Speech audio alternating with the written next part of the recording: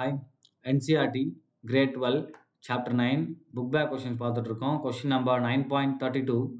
What will be the correct order for the wavelength of absorption in the visible region for the following கேட்டிருக்காங்கப்பா. So wavelength அதோடைய following order கேட்குறாங்க. First இங்கே நமக்கு எப்படி இந்த absorption இருக்கும் அப்படின்றத நான் இங்கே எக்ஸ்பிளைன் பண்ணுறேன். இப்போ நம்ம சிஎஃப்டி போட்டோம் அப்படின்னா இங்கே எல்லாமே என்னதுன்னா நமக்கு ஆக்டாஹெட்ரல் காம்ப்ளெக்ஸஸ் தான். ஸோ இந்த மாதிரி நமக்கு ஸ்ப்ளிட் இருக்கும். சப்போஸ் இங்கே எனக்கு அன்பாட் எலக்ட்ரான் இருக்குன்னு வச்சுக்கோங்க. இப்போ இங்கே என்ன இருக்குது, நமக்கு நிக்கல் 2+ இருக்குது, ரைட்டா? ஸோ எல்லா இடத்துலையுமே நிக்கல் 2+ தான். அப்போ நிக்கல் 2+ உடைய கான்ஃபிகரேஷன் வந்து நமக்கு 3d8 வரும். So 1 2 3 4 5 6 and 7 8. அப்போ இங்கேருந்து நான் ஒரு எலக்ட்ரான் இங்கே போய் பேர் ஆகலாம். ஸோ எக்ஸைட் ஆகிட்டு திரும்ப என்ன வரலாம், கீழே வரலாம். So it will produce a colour. அப்போ அதாவது இது அப்சார்ப்ஸ் அ வேவ் லென்த் ஆக்சுவலாக. ஸோ அப்போ அந்த வேவ் லென்த்தோடைய இந்த லைட் அப்சார்ப் பண்ணுது இல்லையா, அந்த வேவ் லென்த் தெரியணும். அப்போ இதுக்கு என்ன வேணும், இந்த கேப்பு, இந்த ஸ்ப்ளிட்டிங் கேப்புன்னு சொல்லுவோம் இல்லையா, இந்த ஸ்ப்ளிட்டிங் கேப் அதிகமாக இருந்தால் எனர்ஜியும் அதிகம், ரைட்டா? அப்போ எனர்ஜி அதிகமாக இருந்தால் ஃப்ரீக்குவென்சியும் அதிகமாக இருக்கும். அதே மாதிரி எனர்ஜி அதிகமாக இருந்தால் வேவ் லென்த்து கம்மியாக இருக்கும். ஸோ இதை வச்சு தான் நம்ம இங்கே எழுத போகிறோம். அப்போ இந்த ஸ்ப்ளிட்டிங்க்கு தான் நமக்கு என்ன தெரியும்னா ஸ்பெக்ட்ரோகெமிக்கல் சீரீஸ் அப்படின்னு ஒன்று கொடுத்துருப்பாங்க. ஸோ அதில் ஒவ்வொரு லிகாண்டோடைய அந்த ஸ்ப்ளிட்டிங் எபிலிட்டி வச்சு அரேஞ்ச் பண்ணியிருப்பாங்க.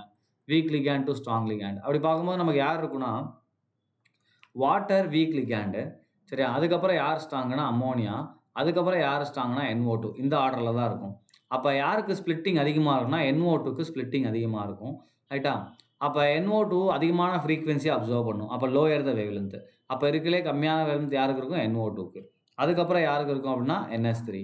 அதுக்கப்புறம் ஹையஸ்ட் வேவ் லென்த்து வாட்டருக்கு இருக்கும். ஏன்னா லோயர் ஸ்ப்ளிட்டிங், அப்போ லோயர் எனர்ஜி, அப்போ வேவ் லென்த் என்ன ஆயிரும், ஹையர் ஆயிரும். இந்த ரிலேஷன்ஷிப் ஞாபகம் வச்சுக்கோங்க.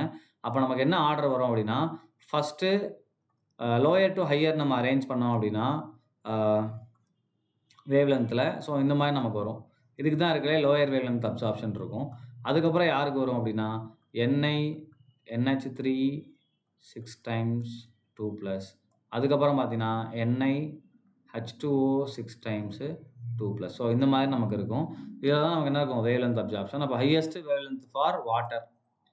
அப்போ ஃப்ரீக்வன்சி கேட்டிருந்தாங்கன்னா highest frequency for NO2, lowest frequency for water, சரியாப்பா? ஸோ இந்த மாதிரி அந்த E proportional to nu and E proportional to 1/λ. இதை வச்சு என்ன பண்ணிக்கலாம், நம்ம ஈஸியாக வேவ் லென்த் அப்சார்ப்ஷனை சொல்லிடலாம், ரைட்?